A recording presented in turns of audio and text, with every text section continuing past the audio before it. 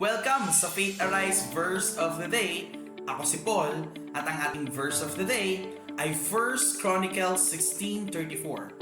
Give thanks to the Lord for He is good and His love endures forever. Minsan nakakalimot tayong magpasalamat sa ating Diyos, lalo na sa mga panahon na tayo ay nasa maayos na kalagayan. Ngunit mga kapatid, kung mayroon man tayong hindi dapat makalimutan, yun ay araw-araw na ipagpasalamat sa Diyos ang lahat ng bagay. Tandaan mo, hindi ka pinagpapala dahil magaling o matalino o di dahil mabuti kang tao. Bagkus ikaw ay pinagpapala dahil sadyang mabuti ang ating Diyos. At lahat ng mabubuting bagay na mayroon ka ay dahil lamang sa kabutihan grasya ng ating Panginoon.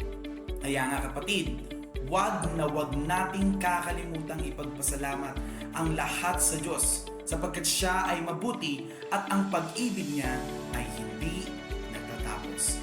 Comment Amen kung nakapagpasalamat ka na sa ating Diyos ngayong araw. God bless you.